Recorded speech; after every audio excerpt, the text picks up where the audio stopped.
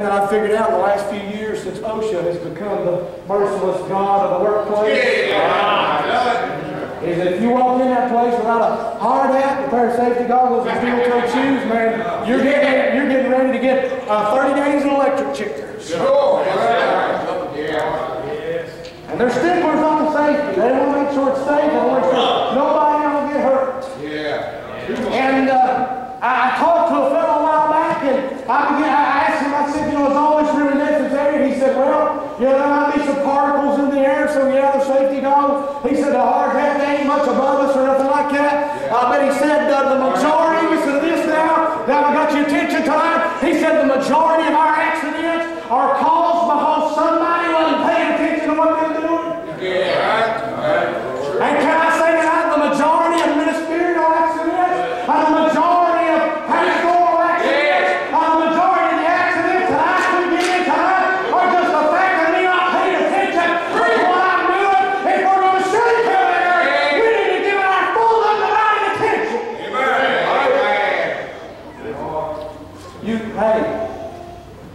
You can't be shaking heaven and earth and be the friend of the world. Now, I know this is tough, and I know this probably hurts some people, but if you're going to do anything for God, you might as well check your social life. That's right. You never run around to nothing. That's right. That is true. Got buddies I grew up with, buddies I hunted with, bled with, bumped with, fought with, and right now, if they need me, I can go. Right now, there's some of them's lost, preacher. Right now, I'd come close to giving everything I had for them right now. But when it comes to this matter of me shaking heaven and earth, when they ride by a street corner and see me out there preaching, they don't stop and say, good job. They stick their head down below the steering wheel trying to get by me before I wave at them, and somebody might think they know me. You're going to shake heaven and earth, it's going to mean sacrificing these other distractions, or else you're going to get in a mess because you wasn't paying attention. You got to watch where we're working, you got to watch where we're walking, you got to watch where we're worshiping. Amen. I dare say this is probably one of the best churches on planet Earth. Amen. I believe it. Amen. I'll say this. I ain't going to be in the meetings like this. That's right. You take that for what you're preacher, you've been in a lot of meetings, I've been to a few. Amen. The best, I believe, is one of the best in the world. Some of the best people, I mean, real Holy Ghost worship. Everything that's noisy tonight ain't worship. Amen. It's loud ain't worship. Amen. And by the way, there is a difference in praise and worship. Amen. That's right. Worship ain't always praise.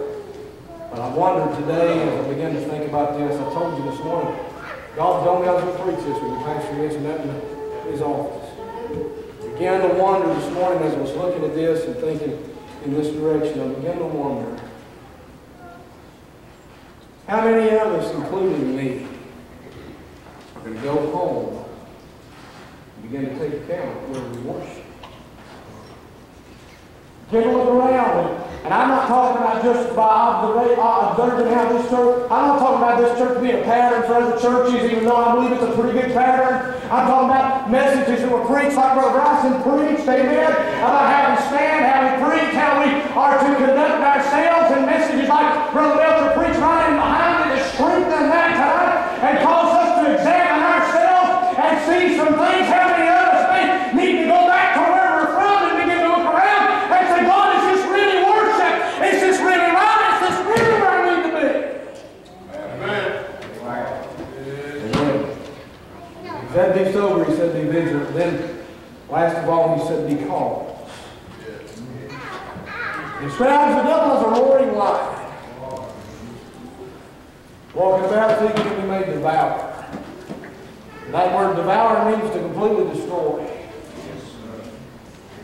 Began to wonder how come it was that God described the devil as a lion. If you study a lion, you'll find out that the majority of predators on planet Earth God designed the predator with a specific prey in mind. There's a pattern to it. God marvelously designed this thing to where a certain predator has a staple meal that he hunts and kills. Lion's not like that. Lion's what they call an opportunistic predator. Yes, sir. The preacher, what does that mean? That means he'll eat anything. Not that bad. Yeah. He'll eat anything. Some predators have a fear complex about them. If you ask a lot of the zoologists, they'll tell you they'll only eat animal that's less than half its size. All right. He'll eat a meerkat that weighs less than 4 pounds, or he'll tackle a water buffalo if he thinks he can get a hold of it in his life. Amen. He's an opportunistic predator.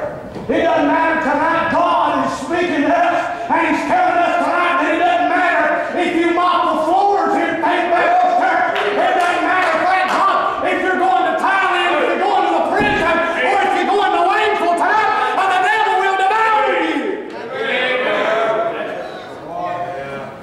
The Lord, He ain't thinking about what He eats. No, sir. He'll eat preachers. That's right. He'll eat deacons. He'll eat spiritual deacons. That's right. Yeah. He'll eat your children. Oh, yeah. So will.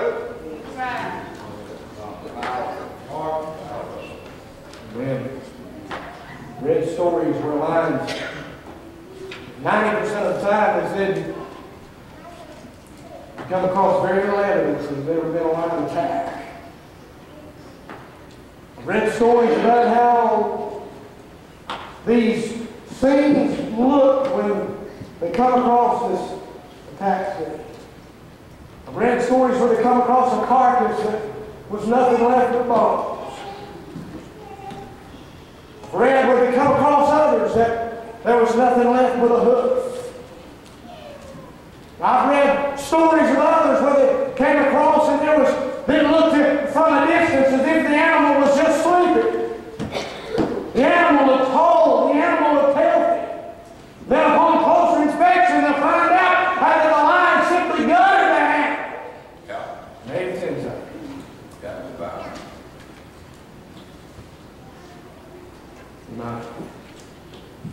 Might be one day, God forbid, somebody should come across my life. God forbid. God forbid somebody should find me laying beside me one day to go. Tell the preacher. God forbid somebody should find me laying beside the road one day with no bones, no structure, no stability, no spine. Might even be, God forbid, someday, if I'm not sober, if I'm not vigilant, somebody might come across a scene and see the blood on the ground. Maybe a scrap of tissue here and a scrap there. And say, well, looks like there was a great battle here that somebody lost.